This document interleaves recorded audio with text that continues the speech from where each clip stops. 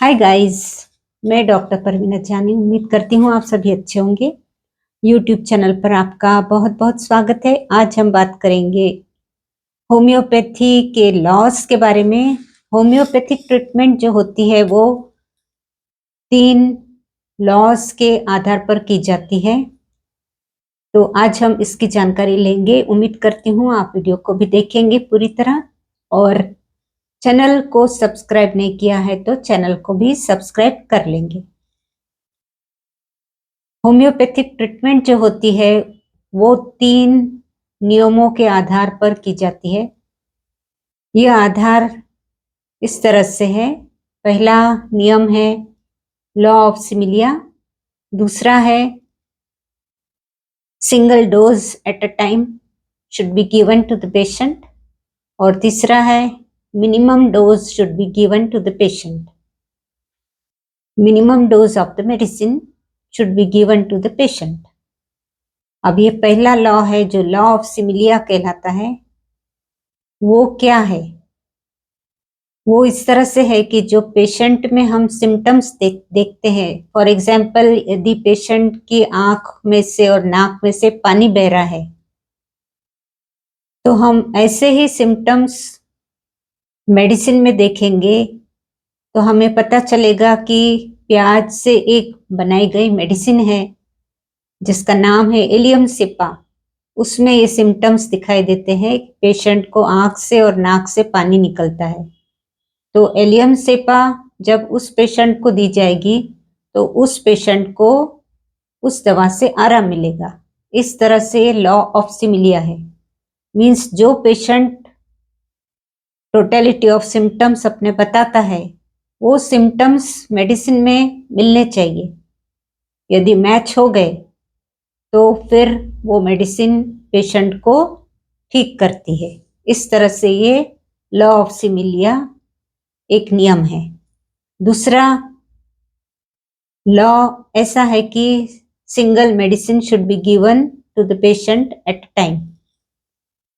एक medicine totality of symptoms patient की जो है उसको ठीक करती है, उसको पूरे कवर करती है। इस तरह की सिंगल मेडिसिन को सिलेक्ट करना है।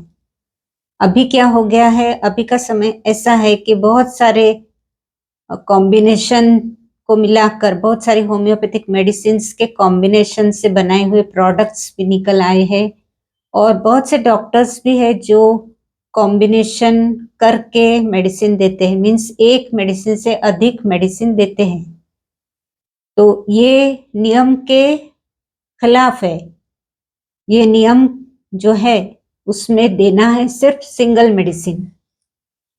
सिम्टम्स चाहे 15 हो या 20 हो, लेकिन सारे सिम्टम्स को लिखने के बाद में एक ड्रग पिक्चर तैयार होता है, और हमें देखना है कि ये सिम्टम्स कौन सी मेडिसिन में आते हैं, और वो एक सिंगल मेडिसिन फिर पेशेंट को देना है और उसको ठीक करना है। इस तरह से ये लॉ कहता है। लेकिन अभी क्या होता है कि होम्योपैथी बहुत एडवांस्ड हो गई है। इसके कारण लोग बहुत सारी मेडिसिन एक साथ लेना शुरू कर देते हैं, और फिर कुछ समझ में नहीं आता, ट्रीटमेंट ठीक से हो नहीं पाती, परमानेंट इलाज भी नहीं होता उसका। तो ये रूल जो बना है उसके खिलाफ है। तो इस तरह का ये एक लॉ है। तीसरा जो लॉ है वो है minimum dose should be given at a time to the patient. Patient को बहुत अधिक ओवरडोज नहीं देना है। मेडिसिन का मिनिमम डोज देने के बाद में पेशेंट को फायदा होता है, धीरे धीरे फायदा होता है, परमानेंट क्योर होता है।